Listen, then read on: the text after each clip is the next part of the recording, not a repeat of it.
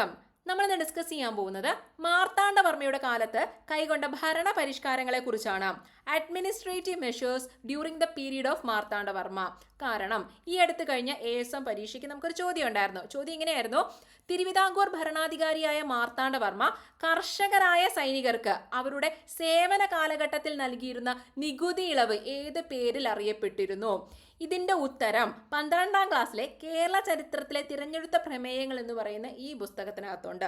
അതിനകത്ത് ഒരു ബോക്സിൽ കൊടുത്തിട്ടുണ്ട് മാർത്താണ്ഡവർമ്മയുടെ കാലത്ത് കൈകൊണ്ട ഭരണ പരിഷ്കാരങ്ങൾ എന്ന് പറഞ്ഞു കൊടുത്തിട്ടുണ്ട്. അതിൽ 3-4 പോയിന്റ്സ് കൊടുത്തിട്ടുണ്ട്. അതിൽ 4ാമത്തെ പോയിന്റിൽ നമ്മുടെ ഈ ചോദ്യത്തിനുള്ള ഉത്തരവുണ്ട്. അത് നമുക്കൊന്ന് നോക്കാം. ഒരു സ്ഥിരം സൈന്യത്തിന് അദ്ദേഹം രൂപം കൊടുത്തു. അതായത് മാർത്താണ്ഡവർമ്മ അദ്ദേഹത്തിന്റെ ഭരണകാലഘട്ടത്തിൽ ഒരു സ്ഥിരം സൈന്യത്തിന് രൂപം കൊടുത്തു. സാധാരണ കൃഷിക്കാരുടെ ഇടയിൽ നിന്നാണ് സൈന്യത്തിലേക്ക് ആളിനെ എടുത്തിരുന്നത്. അദ്ദേഹം ഒരു സ്ഥിരം സൈന്യം രൂപം കൊടുത്തു. ആ സൈന്യത്തിലേക്ക് ആളെ തെരഞ്ഞെടുത്തത് എവിടെ നിന്നാണ്? കാരണം അന്നത്തെ കാലത്ത് കൂടുതലും കർഷകർ തന്നെയല്ലേ ഉള്ളത്. അപ്പൊ കർഷകരുടെ ഇടയിൽ നിന്നാണ് ഈ സൈന്യത്തിലേക്ക് ആൾക്കാരെ എടുത്തിരുന്നത്. തിരഞ്ഞെടുക്കപ്പെടുന്നവർക്ക് അവരുടെ സേവനകാലം അത്രയും ഇരയിളി എന്ന പേരിൽ നികുതി ഇളവ് നൽകിയിരുന്നു. ക്ലിയർ ആണല്ലോ? അതാണ് നമ്മുടെ ചോദ്യവും. ചോദ്യം നോക്കുക. തിരുവിതാംകൂർ ഭരണാധികാരിയായ മാർത്താണ്ഡവർമ്മ കർഷകരായ സൈനികർക്ക് അവരുടെ സേവന കാലഘട്ടത്തിൽ നൽകിയിരുന്ന നികുതി ഇളവ് ഏത് പേരിലാണ് അറിയപ്പെട്ടിരുന്നത്? ഇരയിളി എന്ന പേരിലാണ് അറിയപ്പെട്ടിരുന്നത്. ക്ലിയർ ആണല്ലോ? ഇറയിളി അല്ല, ഇരയിളി എന്ന പേരിലാണ് അറിയപ്പെട്ടിരുന്നത്. ക്ലിയർ ആണല്ലോ? അതായത് മാർത്താണ്ഡവർമ്മ അദ്ദേഹത്തിന്റെ ഭരണകാലത്ത് ഒരു സ്ഥിരം സൈന്യത്തിന് രൂപം കൊടുത്തിട്ടുണ്ടായിരുന്നു. ആ സൈന്യത്തിലേക്ക് ആളെ എടുത്തിരുന്നത് എവിടെ നിന്നാണ്? കർഷകരിൽ നിന്നാണ് അല്ലെ? അപ്പൊ ആ കർഷകർക്ക് അവരുടെ സേവന കാലഘട്ടത്തിൽ അദ്ദേഹം ഒരു നികുതി ഇളവ് കൊടുത്തിരുന്നു. ആ നികുതി ഇളവിന് പറയുന്ന പേരാണെന്ത്? ഇരയിളി എന്ന് പറയുന്നത്. ക്ലിയർ ആണല്ലോ? ഒരു ചോദ്യം നോക്കുക. തിരുവിതാംകൂർ ഭരണാധികാരിയായ മാർത്താണ്ഡവർമ്മ കർഷകരായ സൈനികർക്ക് അവർ വിരമിക്കുമ്പോൾ നൽകിയിരുന്ന പെൻഷൻ ഏതു പേരിലാണ് അറിയപ്പെട്ടിരുന്നത്? ഇരയിളി അടുത്തൂൺ എന്ന പേരിലാണ് അറിയപ്പെട്ടിരുന്നത്. ക്ലിയർ ആണല്ലോ? എന്താണ് പെൻഷൻ? അവർ വിരമിക്കുമ്പോൾ കൊടുക്കുന്ന പെൻഷൻ ഏത് പേരിലാണ് അറിയപ്പെടുന്നത്? ഇരയിളി അടുത്തൂൺ എന്ന പേരിലാണ് അറിയപ്പെട്ടിരുന്നത്. ഇതും അതിന്റെ നെക്സ്റ്റ് പോയിന്റ് ആയിട്ട് കൊടുത്തിട്ടുണ്ട്. വിരമിക്കുമ്പോൾ ഇരയിളി അടുത്തൂൺ എന്ന പെൻഷനും നൽകിയിരുന്നു. അപ്പൊ ആ സേവന കാലഘട്ടത്തിൽ ഒരു നികുതി ഇളവ് കൊടുത്തു. എന്താണ് ആ നികുതി ഇളവിന് പറയുന്നത്? ഇരയിളി എന്നാണ് പറയുന്നത്. അതിനുശേഷം വിരമിക്കുമ്പോൾ പെൻഷനും കൊടുത്തിരുന്നു. അതിനെന്താണ് പറയുന്നത്? ഇരയിളി അടുത്തൂൺ എന്ന് പറയുന്നത്. അപ്പൊ അതുകൊണ്ട് ഇനി വരുന്ന അടുത്ത നെക്സ്റ്റ് സ്റ്റേജിലുള്ള ASM പരീക്ഷയ്ക്ക് ഇത് ചോദിക്കാൻ സാധ്യതയുണ്ട്. കാരണം അങ്ങനെയാണല്ലോ ഒരു ട്രെൻഡ്. ഒരു ചോദ്യം ചോദിച്ചാൽ അതിന്റെ ചുറ്റുപാട് നിൽക്കുന്ന സാധനങ്ങളിൽ നിന്നും അടുത്ത പരീക്ഷയ്ക്ക് ചോദ്യം വരാറുണ്ട്. അതുകൊണ്ട് തീർച്ചയായിട്ടും നിങ്ങളിത് നോക്കിയിരിക്കുക. ഇരയിളി അടുത്തൂൺ. ക്ലിയർ ആണല്ലോ? അപ്പോൾ മാർത്താണ്ഡവർമ്മയുടെ കാലത്ത് കൈകൊണ്ട ഭരണ പരിഷ്കാരങ്ങൾ എന്ന് പറഞ്ഞ് 3-4 പോയിന്റ്സ് കൊടുത്തിട്ടുണ്ട്. ആ 3-4 പോയിന്റ്സിൽ എന്തൊക്കെയാണ് വരുന്നത് നമുക്കൊന്ന് നോക്കാം. ഒന്ന്, തൃപ്പടിദാനം കൊടുത്തിട്ടുണ്ട്. പിന്നെ രാജ്യത്തെ വിവിധ റവന്യൂ ഘടകങ്ങളായിട്ട് വിഭജിച്ചു എന്ന് പറഞ്ഞു കൊടുത്തിട്ടുണ്ട്. അങ്ങനെ 3-4 പോയിന്റ്സ് കൊടുത്തിട്ടുണ്ട്. അതും കൂടെ നമുക്കൊന്ന് ജസ്റ്റ് ഒന്ന് നോക്കിയിരിക്കാം. ചിലപ്പോൾ ഇനി അടുത്ത പരീക്ഷയ്ക്ക് അതിൽ നിന്നും വന്നേക്കാം. ഓക്കെ, ചോദ്യമായിട്ട് നമുക്കങ്ങ് നോക്കാം. മാർത്താണ്ഡവർമ്മ മഹാരാജാവ് തിരുവിതാംകൂർ രാജ്യത്തെ ശ്രീ പത്മനാഭന് സമർപ്പിച്ച ചരിത്ര സംഭവം ഏതാണ്? തൃപ്പടിദാനമാണ് അല്ലെ? തൃപ്പടിദാനം നടത്തിയത് എന്നാണ്? മാർത്താണ്ഡവർമ്മ തൃപ്പടിദാനം നടത്തിയത് എന്നാണ്? 1750 ജനുവരി 3-ാം തീയതിയാണ് കേട്ടോ. ജനുവരി 3-ാം തീയതിയാണ്. അതാണ് ഇവിടെ കൊടുത്തിരിക്കുന്നത്. 1750 ജനുവരി 3-ാം തീയതി തിരുവിതാംകൂർ രാജ്യം കുലദൈവമായ ശ്രീ പത്മനാഭന് സമർപ്പിച്ചത് മാർത്താണ്ഡവർമ്മയുടെ പ്രധാന പ്രവർത്തികളിൽ ഒന്നായിരുന്നു. ഈ പ്രവൃത്തിയിലൂടെ ആ ദേവൻ ഭൂമിയുടെ ഉടമസ്ഥനാവുകയും രാജാവ് ഭൂമിയുടെ നിയന്ത്രകനാകുകയും ചെയ്തു. അതായത് നമ്മൾ പറഞ്ഞല്ലോ, അദ്ദേഹത്തിന്റെ കുലദൈവമായ ശ്രീ പത്മനാഭന് ആ തിരുവിതാംകൂർ രാജ്യം എന്ത് ചെയ്യുന്നു?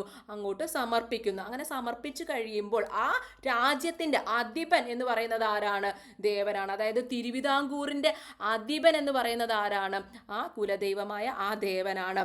അങ്ങനെ ചെയ്യുമ്പോൾ അവിടുത്തെ രാജാവ് ആരായിട്ട് മാറും?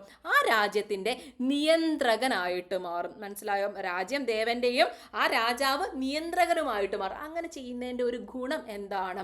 ആ രാജാവിനെതിരെ ഉയരുന്ന ഏത് തരത്തിലുള്ള കലാപങ്ങളും വിമർശനങ്ങളും എന്തായിട്ട് മാറും? ദൈവദോഷമായിട്ട് പരിഗണിക്കപ്പെട്ടു. അന്നൊക്കെ ദൈവദോഷം എന്ന് പറഞ്ഞാൽ ആരും അതിനൊന്നും മുതിരത്തില്ല. അപ്പം ആരും രാജാവിനെ ചോദ്യം ചെയ്യാൻ ഇങ്ങനെ ഒരു സംഭവം വന്നതിലൂടെ പിന്നീട് അങ്ങ് മുതിരത്തില്ല. അതാണ് ഇങ്ങനെ ഒരു സംഭവം ചെയ്യുന്നതിലുള്ള ഒരു ടെക്നിക്ക് എന്ന് പറയുന്നത് നമ്മുടെ പുസ്തകത്തിൽ അങ്ങനെയാണ് കൊടുത്തിരിക്കുന്നത്. ക്ലിയർ ആണല്ലോ? അപ്പം ജസ്റ്റ് ഇത്രയും ഓർത്തിരിക്കുക. തൃപ്പടിദാനം നടത്തിയത് എന്നാണ് 1750 ജനുവരി 3-നാണ്. അതുപോലെ നമുക്കറിയാം രണ്ടാം തൃപ്പടിദാനം നടത്തിയ തിരുവിതാംകൂർ രാജാവ് ആരാണ്? കാർത്തിക തിരുനാൾ രാമവർമ്മയാണ്. ഏത് വർഷമാണ്? 1766 കേട്ടോ. 1766. തൃപ്പടിദാനത്തിനു ശേഷം തിരുവിതാംകൂറിലെ ഭരണാധികാരികൾ അറിയപ്പെട്ടിരുന്ന പേര് എന്താണ്? പത്മനാഭദാസന്മാർ എന്നാണ് കേട്ടോ. പത്മനാഭദാസന്മാർ എന്നാണ് അറിയപ്പെട്ടിരുന്നത്. ഇനി തൃപ്പടിദാനം എന്ന കൃതി രചിച്ചത് ആരാണ്? ഉമാമഹേശ്വരിയാണ് കേട്ടോ. ഉമാമഹേശ്വരിയാണ് തൃപ്പടിദാനം എന്ന കൃതി രചിച്ചത്. അടുത്ത ചോദ്യം, മാർത്താണ്ഡവർമ്മ രാജ്യത്തെ വിവിധ റവന്യൂ ഘടകങ്ങളായിട്ട് വിഭജിച്ചു. അതിൽ ഏറ്റവും താഴെയുള്ള ഭരണഘടകം ഏതായിരുന്നു?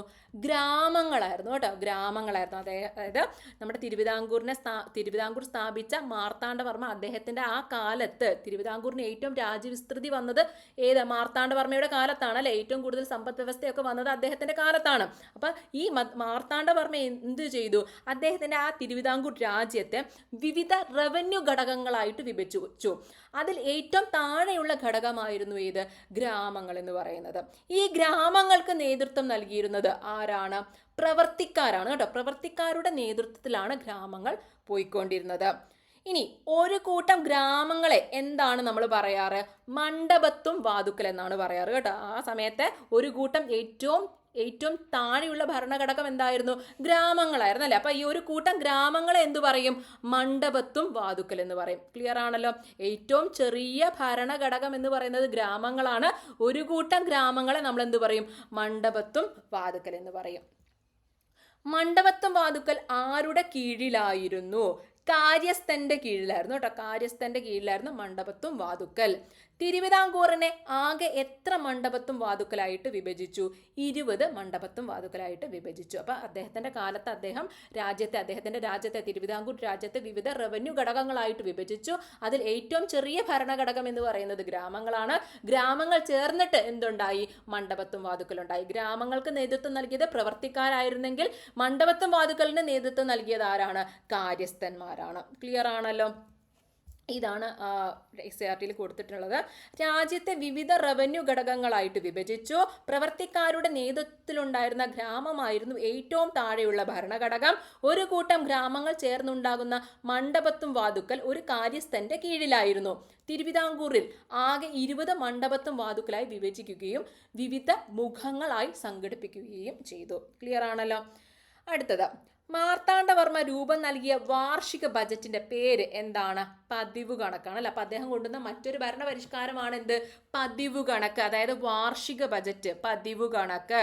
പതിവ് കണക്ക് എന്ന പേരിൽ ഒരു വാർഷിക ബജറ്റിന് അദ്ദേഹം രൂപം നൽകി. ആ ബജറ്റിന് പറയുന്നത് എന്താണ്? ആയവ്യയ ഗണന പത്രം എന്നാണ് കേട്ടോ. ബജറ്റിന് പറയുന്നത് എന്താണ്? ആയവ്യയ ഗണന പത്രം. ഓക്കെ.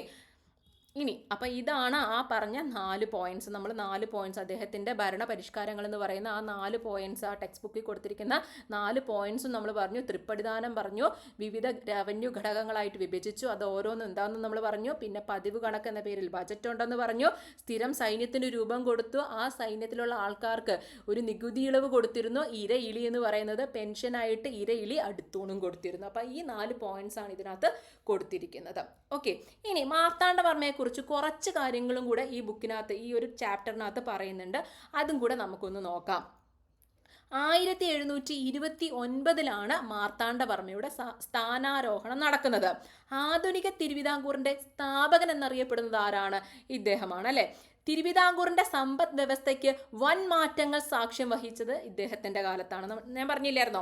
അതായത് മാർത്താണ്ഡവർമ്മയുടെ കാലത്താണ് തിരുവിതാംകൂറിന് ഏറ്റവും രാജ്യ വിസ്തൃതി ഉണ്ടാക്കിയത് അല്ലെ. അതുപോലെ തന്നെ സമ്പദ് വ്യവസ്ഥയിലും നല്ലൊരു മാറ്റങ്ങൾ ഇദ്ദേഹത്തിന്റെ കാലത്ത് ഉണ്ടാക്കിയെടുത്തു. അതെങ്ങനെയൊക്കെയാണെന്ന് നമുക്കൊന്ന് നോക്കാം. ക്ഷേത്ര കണക്കുകൾ കൃത്യമായി സൂക്ഷിച്ചിട്ടില്ല എന്നും നിലങ്ങളിൽ നിന്നും പിരിഞ്ഞു കിട്ടേണ്ട തുക ശരിയായി ശേഖരിച്ചിട്ടില്ല എന്നും മനസ്സിലാക്കിയ അദ്ദേഹം കണ്ടെഴുത്ത് എന്ന പേരിൽ ഒരു ഭൂ സർവേക്ക് ഉത്തരവിട്ടു. അപ്പം അദ്ദേഹം നോക്കുമ്പോൾ കാര്യമായിട്ട് റവന്യൂ ഒന്നും വരുന്നില്ല. കാരണം നിലങ്ങളിൽ നിന്നുള്ള റവന്യൂ ഒന്നും കാര്യമായിട്ട്, നികുതികളൊന്നും കാര്യമായിട്ട് ശേഖരിച്ചെടുക്കുന്നില്ല. അപ്പം അതുകൊണ്ട് അദ്ദേഹം എന്തിനോ ഉത്തരവിട്ടു, ഒരു ഭൂ സർവേ നടത്താൻ വേണ്ടിയിട്ട് ഉത്തരവിട്ടു. ആ ഭൂ സർവേ ഏത് പേരിലാണ് അറിയപ്പെട്ടത്? കണ്ടെഴുത്ത് എന്ന പേരിലാണ് അറിയപ്പെട്ടത്. അപ്പം ഇങ്ങനെയും ചോദ്യം വരാറുണ്ട്, അദ്ദേഹത്തിൻ്റെ ഭൂ സർവേ ഏത് പേരിലാണ്, അദ്ദേഹം ഉത്തരവിട്ട ഭൂ സർവേ ഏത് പേരിലാണ് അറിയപ്പെടുന്നതെന്ന് ചോദിക്കാറുണ്ട്. ഇത് ചോദിച്ചിട്ടുണ്ട്, PQ ആണ് കേട്ടോ. അപ്പോൾ കണ്ടെഴുത്ത് എന്ന പേരിലാണ് ഭൂ സർവേ അറിയപ്പെടുന്നത്. ഈ ഭൂ സർവേ നടത്തിയതിനു ശേഷം എന്താണ്, ആ ഭൂമിയെ വിവിധ തരങ്ങളായിട്ട് തരംതിരിക്കുന്നുണ്ട് കേട്ടോ. വിവിധ ഇതായിട്ട് തരംതിരിക്കുന്നുണ്ട്. അതെന്തൊക്കെയാണെന്ന് നമുക്കൊന്ന് നോക്കാം.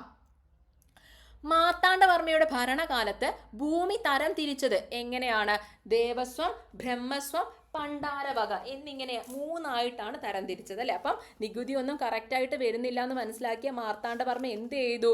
ഒരു ഭൂ സർവേക്ക് ഉത്തരവിട്ടു. ആ ഭൂ സർവേക്ക് പറയുന്ന പേരെന്താണ്? കണ്ടെഴുത്ത് എന്നാണ് പറയുന്നത്. അപ്പം ആ ഭൂ സർവേയിലൂടെ ഭൂമിയെ തരംതിരിച്ചത് എങ്ങനെയാണ്? ദേവസ്വം, ബ്രഹ്മസ്വം, പണ്ടാരവക എന്നായിട്ട് തരംതിരിച്ചു. ഇങ്ങനെ തരംതിരിക്കാൻ വേണ്ടിയിട്ട് അദ്ദേഹം നിയോഗിച്ചൊരു വ്യക്തിയുണ്ട്. അതാരാണ്? അതായത് നിലം പുരയിടങ്ങളുടെ കണ്ടെഴുത്ത് നടത്താൻ മാർത്താണ്ഡവർമ്മ 1739 പ്രത്യേകമായി നിയമിച്ച വ്യക്തി ആരാണ്? മല്ലൻ ശങ്കരനാണ് കേട്ടോ. മല്ലൻ ശങ്കരനെയാണ് എന്താണ് ഈ ഒരു ഭൂ സർവേ നടത്താൻ വേണ്ടിയിട്ട് അദ്ദേഹം നിയോഗിച്ചത്. രാജ്യത്തിന്റെ ഭൂമി അർത്ഥം വരുന്ന ഭൂമി ഏതാണ് ഇവയിൽ? അതായത് ദേവസ്വം, ബ്രഹ്മസ്വം, പണ്ടാരവക. നമ്മൾ ബുക്കിനകത്ത് ഇങ്ങനെയാണ് കൊടുത്തതെങ്കിലും നമ്മൾ പറയുമ്പോൾ ദേവസ്വം, ബ്രഹ്മസ്വം, പണ്ടാരവക, ദാനം എന്നും കൂടിയാണ് പറയാറുള്ളത് അല്ലെ. അപ്പം ഇതിൽ രാജ്യത്തിന്റെ ഭൂമി എന്നർത്ഥം വരുന്ന ഭൂമി ഏതാണെന്നാണ് ചോദിച്ചിരിക്കുന്നത്. ഏതാണ്? പണ്ടാരം വകയാണ് കേട്ടോ. പണ്ടാരം വക എന്ന് പറഞ്ഞാൽ എന്താണ്? തിരുവിതാംകൂർ രാജ്യത്തിന്റെ ഭൂമി, അതായത് ഗവൺമെന്റിന്റെ അധീനതയിലുള്ള ഭൂമി നമ്മൾ പറയത്തില്ല, അതുപോലെ ആ രാജ്യത്തിന്റെ അധീനതയിലുള്ള ഭൂമിയാണ് ഇത് പണ്ടാരം വക എന്ന് പറയുന്നത്. ക്ലിയർ ആണല്ലോ? അപ്പം അതിവിടെ കൊടുത്തിട്ടുണ്ട്. ഭൂ സർവേ, ആ ഭൂ സർവേ എല്ലാവർക്കും ബാധകമായിരുന്നു കേട്ടോ. ദേവസ്വത്തിനും ബ്രഹ്മസ്വത്തിനും എല്ലാം ബാധകമാക്കി. ക്ഷേത്ര കണക്കുകൾ പരിശോധിക്കുന്നതിനുള്ള ഒരു പദ്ധതിയും അദ്ദേഹം തയ്യാറാക്കി. രാജ്യത്തിനെതിരെ കലാപം നടത്തിയ പിള്ളമാർ എന്ന പ്രഭുക്കന്മാരെ അദ്ദേഹം അമർച്ച ചെയ്തു. മാർത്താണ്ഡവർമ്മ അവരുടെ സ്വത്തുക്കൾ കണ്ടുകെട്ടി. ഈ നടപടികൾ രാജകുടുംബത്തിന് സ്ഥിര വരുമാനം ഉറപ്പാക്കുകയും ക്ഷേത്രങ്ങൾക്കും പ്രഭുക്കന്മാർക്കുമുള്ള ഓഹരികൾ ക്രമപ്പെടുത്തുകയും ചെയ്തു. ധാരാളം ഭൂപ്രദേശങ്ങൾ രാജ്യത്തിന്റെ ഭൂമി അർത്ഥം വരുന്ന പണ്ടാരവക എന്ന് അടയാളപ്പെടുത്തി. നമ്മൾ പറഞ്ഞല്ലോ ഭൂ സർവേ നടത്തി ഭൂമിയെ തരംതിരിച്ചു എന്ന് പറഞ്ഞല്ലോ. അതിലൊരു സാധനമാണ് എന്ത്? പണ്ടാരവക എന്ന് പറയുന്നത്. അതായത് രാജ്യത്തിന്റെ ഭൂമി. അത് കണ്ടമാനം ഈ സർവേയിലൂടെ കണ്ടമാനം ഉണ്ടാക്കിയെടുത്തു അല്ലെ. ദേവസ്വം, ബ്രഹ്മസ്വം, പണ്ടാരവക എന്നിങ്ങനെ ഭൂമിയെ തരംതിരിച്ചു. കുരുമുളക്, ഉപ്പ്, പുകയില എന്നിവയുടെ വ്യാപാരത്തിനുമേൽ ഉണ്ടായിരുന്ന കുത്തക തിരുവിതാംകൂറിലെ സമ്പദ് വ്യവസ്ഥയെ സുസ്ഥിരമാക്കി. അപ്പൊ ഇതാണ് SCERTയിൽ കൊടുത്തിരിക്കുന്ന ഭാഗം. അത് ഞാനിവിടെ നിങ്ങൾക്ക് 2 ചോദ്യമായിട്ട് കൊടുത്തു എന്നേ ഉള്ളൂ കേട്ടോ. അപ്പൊ ചുരുക്കി പറഞ്ഞാൽ ഇത്രയേ ഉള്ളൂ. ആ ഭൂ സർവേ, കണ്ടെഴുത്ത് എന്ന് പറയുന്ന ഒരു ഭൂ സർവേ നടത്തി. ആ ഭൂ സർവേക്ക് ശേഷം എന്ത് ചെയ്തു? ഭൂമിയെ തരംതിരിച്ചു. ദേവസ്വം, ബ്രഹ്മസ്വം, പണ്ടാരവക. ആ പണ്ടാരവക എന്ന് പറയുന്നത് എന്താണ്? രാജ്യത്തിന്റെ ഭൂമിയാണ്. നിങ്ങൾ കേട്ടിട്ടില്ലേ പണ്ടാരപ്പാട്ട വിളംബരം? അതെന്താണ് സംഭവം? നമ്മൾ പറഞ്ഞു രാജ്യത്തിന്റെ ഭൂമിയാണ് പണ്ടാരവക എന്ന് പറഞ്ഞു അല്ലെ. പിന്നീട് ഇത് 18-ാം നൂറ്റാണ്ടിലാണ്. 19-ാം നൂറ്റാണ്ടിൽ പിന്നീട് എന്ത് സംഭവിക്കുന്നു? തിരുവിതാംകൂറിൽ ഭക്ഷ്യക്ഷാമമൊക്കെ ഉണ്ടാകുന്നു. അപ്പോൾ ഈ ഭക്ഷ്യക്ഷാമമൊക്കെ ഉണ്ടായ സമയത്ത് ഈ സർക്കാർ, അതായത് രാജ്യത്തിന്റെ കയ്യിലുള്ള ഈ പണ്ടാരവക ഭൂമി ആ സമയത്തെ തിരുവിതാംകൂർ രാജാവ് എന്ത് ചെയ്യുന്നു? കർഷകർക്ക് പാട്ടത്തിന് കൊടുക്കുന്നു. അവർക്ക് കൃഷി ചെയ്യാൻ വേണ്ടിയിട്ട് പാട്ടത്തിന് കൊടുക്കുന്നു അല്ലെ. അങ്ങനെ പാട്ടത്തിന് കൊടുത്തു. അതാണ് എന്ത്? പണ്ടാരപ്പാട്ടം എന്ന് അറിയപ്പെടുന്നത്. പിന്നീട് എന്ത് സംഭവിച്ചു? ഈ കർഷകർ, കുടിയാന്മാര് അവരുടെയൊക്കെ ഭൂമി വേണമെന്ന് പറഞ്ഞ് പ്രശ്നങ്ങളൊക്കെ ഉണ്ടാക്കിയ സമയത്ത് തിരുവിതാംകൂറിലെ രാജാവ് എന്ത് ചെയ്യുന്നു? നിർബന്ധിതനാകുന്നു. ആ ഭൂമി അവർക്ക് സ്വന്തമായി കൊടുക്കാൻ വേണ്ടിയിട്ട് നിർബന്ധിതനാകുന്നു. അതാണ് എന്ത്? പണ്ടാരപ്പാട്ട വിളംബരം. പണ്ടാരവകയായിരുന്ന സമയത്ത് എന്താണ്? അത് രാജ്യത്തിന്റെ ഭൂമിയായിരുന്നു. അവിടെ കർഷകർക്ക് കൃഷി ചെയ്യാനും ആദായം എടുക്കാനും മാത്രമേ സാധിക്കത്തുള്ളായിരുന്നു. അവർക്ക് അടുത്ത തലമുറയ്ക്ക് കൊടുക്കാനോ അല്ലെങ്കിൽ അത് വിൽക്കാനോ ഒന്നും അവർക്ക് സാധിക്കത്തില്ലായിരുന്നു. അത് രാജ്യത്തിന്റെ ഭൂമി, അവിടെ കൃഷി ചെയ്യാം, അതിന്റെ ആദായം എടുക്കാം, അത്രയേ പറ്റത്തുള്ളായിരുന്നു. പിന്നീട് എന്താണ്? പണ്ടാരപ്പാട്ടമായി, പാട്ടത്തിന് കർഷകർക്ക് കൊടുത്തു. പിന്നീട് കർഷകരുടെ സമരം മൂലം അതെന്ത് ചെയ്യേണ്ടി വന്നു? തിരുവിതാംകൂർ രാജാവ് ആ സമയത്ത് 1865 പണ്ടാരപ്പാട്ട വിളംബരം വരുന്നത് കേട്ടോ. 1865 ആ സമയത്തെ തിരുവിതാംകൂർ രാജാവായ ആയില്യം തിരുനാളിന് എന്ത് ചെയ്യേണ്ടി വരുന്നു? പണ്ടാരപ്പാട്ട വിളംബരം പുറപ്പെടുവിക്കേണ്ടി വരുന്നു. അതായത് ആ ഭൂമി, പണ്ടാരപ്പാട്ടം ഭൂമി ആർക്ക് കൊടുക്കേണ്ടി വരുന്നു? അവിടെ കൃഷി ചെയ്തുകൊണ്ടിരുന്ന കർഷകർക്ക് കൊടുക്കേണ്ടി വേണ്ടി വരുന്നു. അങ്ങനെയാണ് ആ സംഭവങ്ങൾ വരുന്നത്. ഓക്കെ, അപ്പം ജസ്റ്റ് ഇത്ര ഓർത്തിരിക്കാം. തിരുവിതാംകൂർ രാജാവായ മാർത്താണ്ഡവർമ്മയുടെ കാലത്ത് ഭൂസർവേയുടെ പ്രകാരം ഭൂമിയെ തരം തിരിച്ചു. എങ്ങനെയൊക്കെ? ദേവസ്വം, ബ്രഹ്മസ്വം, പണ്ടാരവക എന്ന് തരം തിരിച്ചു. രാജ്യത്തിന്റെ ഭൂമി എന്നർത്ഥം വരുന്നതാണ് ഇത് പണ്ടാരവക എന്ന് പറയുന്നത്. ക്ലിയർ ആണല്ലോ? ഇനി അപ്പം ഇത്രയുമാണ് തിരുവിതാംകൂർ രാജാവായ മാർത്താണ്ഡവർമ്മയെ പറ്റിയും അദ്ദേഹത്തിൻ്റെ ഭരണപരിഷ്കാരങ്ങളെ പറ്റിയൊക്കെ നമ്മുടെ ആ ബുക്കിനകത്ത് കൊടുത്തിരിക്കുന്നത്. ഇനി ഇതുമായിട്ട് ബന്ധപ്പെട്ട 1-2 ചോദ്യങ്ങളും കൂടെ നമുക്കൊന്ന് നോക്കാം. തിരുവിതാംകൂറിൽ കള്ളക്കടത്ത് തടയാൻ മാർത്താണ്ഡവർമ്മ സ്ഥാപിച്ച ചെക്ക് പോസ്റ്റുകൾ ഏത് പേരിലാണ് അറിയപ്പെട്ടിരുന്നത്? ചൗക്കകൾ എന്ന പേരിലാണ് അറിയപ്പെട്ടിരുന്നത്. ഇത് നമ്മൾ സ്ഥിരമായിട്ട് പഠിക്കുന്ന ഒരു സംഭവമാണ്. മാർത്താണ്ഡവർമ്മയുടെ കാലത്ത് താലൂക്കുകൾ അറിയപ്പെട്ടിരുന്ന പേര് എന്താണ്? മണ്ഡപത്തും വാതുക്കലാണ്. മണ്ഡപത്തും, ഗ്രാമങ്ങൾ ചേർന്ന് മണ്ഡപത്തും വാതുക്കൽ ഉണ്ടാവും പറഞ്ഞില്ല. അതായത് താലൂക്കുകളാണ്. ഇന്നത്തെ താലൂക്കുകളെയാണ് നമ്മൾ എന്ത് പറയുന്നത്? മണ്ഡപത്തും വാതുക്കൽ എന്ന് പറയുന്നത്. അതിന് നേതൃത്വം കൊടുത്തിരുന്ന ആരാണ്? കാര്യസ്ഥന്മാരാണ്. തിരുവിതാംകൂറിൽ ഇരുമ്പും നിണവും നയം ഉപയോഗിച്ച് ഭരിച്ച രാജാവ് ആരാണ്? മാർത്താണ്ഡവർമ്മയാണ്. അപ്പൊ അതും കൂടി ഒന്ന് ഓർത്തിരിക്കുക. നിലം പുരയിടങ്ങളുടെ കണ്ടെഴുത്ത് നടത്താൻ മാർത്താണ്ഡവർമ്മ 1739 പ്രത്യേകമായി നിയമിച്ച വ്യക്തി ആരാണ്? മല്ലൻ ശങ്കരനാണ്. നമ്മൾ പറഞ്ഞു അദ്ദേഹം ഒരു ഭൂസർവേ കൊണ്ടുവന്നു, അതിന്റെ അടിസ്ഥാനത്തിലാണ് ഭൂമിയെ തരംതിരിച്ചെന്ന് പറഞ്ഞു. അങ്ങനെ ആ ഭൂസർവേ കണ്ടെഴുത്ത് നടത്താൻ വേണ്ടി 1739 രാജാവ് പ്രത്യേകമായി നിയമിച്ച വ്യക്തിയാണ് ആര്? മല്ലൻ ശങ്കരൻ എന്ന് പറയുന്നത്. മാർത്താണ്ഡവർമ്മയുടെ റവന്യൂ മന്ത്രി ആരാണെന്ന് ചോദിച്ചാൽ അതും ആര് തന്നെയാണ്? പള്ളിയാടി മല്ലൻ ശങ്കരനാണ്. തിരുവിതാംകൂറിലെ വസ്തുവകകളെ ദേവസ്വം, ബ്രഹ്മസ്വം, ദാനം, പണ്ടാരവക എന്നിങ്ങനെ തരം തിരിച്ചത് ആരാണ്? പള്ളിയാടി മല്ലൻ ശങ്കരനാണ്. ഇനി നിങ്ങൾക്കായിട്ടൊരു ചോദ്യം. തിരുവിതാംകൂറിൽ ആദ്യമായി മറവപ്പട എന്ന പേരിൽ ഒരു സ്ഥിരം സൈന്യത്തെ ഏർപ്പെടുത്തിയ രാജാവ് ആരാണ്? ഉത്തരം കമന്റ് ചെയ്യാം. നമ്മളിപ്പോൾ പറഞ്ഞത് തിരുവിതാംകൂർ രാജ്യത്ത് അദ്ദേഹം കൊണ്ടുവന്ന ഭരണപരിഷ്കാരങ്ങളെ കുറിച്ചാണ് അല്ലെ. അപ്പൊ അതേ സമയത്ത് തന്നെ ഇതേ മാർത്താണ്ഡവർമ്മ സ്വീകരിച്ച അതേ നയങ്ങള് കൊച്ചി രാജ്യത്തെ ശക്തൻ തമ്പുരാനും സ്വീകരിച്ചിരുന്നു. ക്ലിയർ ആണല്ലോ? മാർത്താണ്ഡവർമ്മ സ്വീകരിച്ച അതേ നയങ്ങൾ ഈ പ്രഭുക്കന്മാർക്കെതിരെ ശക്തൻ തമ്പുരാനും സ്വീകരിച്ചു. കാരണം കൊച്ചി രാജ്യത്ത് ആ സമയത്ത് അനവധി പ്രഭുക്കന്മാരുടെ കീഴിൽ കഷ്ണങ്ങളായി വിഭജിക്കപ്പെട്ട് കിടക്കുകയായിരുന്നു കൊച്ചി ആ സമയത്ത്. അതുകൊണ്ട് മാർത്താണ്ഡവർമ്മ സ്വീകരിച്ച അതേ നയങ്ങൾ ഈ പ്രഭുക്കന്മാർക്കെതിരെ ആരും സ്വീകരിച്ചു? കൊച്ചി രാജാവായ ശക്തൻ തമ്പുരാനും സ്വീകരിച്ചു. സമ്പന്നരായ പ്രഭുക്കന്മാരുടെ ഭൂമികൾ പിടിച്ചെടുത്തു. ഇതൊക്കെ ആ ബുക്കിൽ തന്നെ കൊടുത്തിരിക്കുന്നതാണോ, അതുകൊണ്ട് അതിനകത്തോട്ട് ചേർത്ത് കൊടുത്തിരിക്കുന്ന സംഭവമാണ്. അതുകൊണ്ടാണ് ഞാനിത് പറയുന്നത്. 18-ാം നൂറ്റാണ്ടോടെ ഭൂസർവേ ആരംഭിച്ചു. വായ്മൊഴി അന്വേഷണങ്ങളിലൂടെയും ഭൂ ഉടമകളുമായുള്ള വ്യക്തിപരമായ അഭിമുഖങ്ങളുടെയും അടിസ്ഥാനത്തിൽ നികുതി നിശ്ചയിക്കപ്പെട്ടു. കേട്ട വിവരങ്ങളുടെ അടിസ്ഥാനത്തിൽ തയ്യാറാക്കിയ ഈ വ്യവസ്ഥ കേട്ടെഴുത്ത് എന്ന് അറിയപ്പെട്ടു.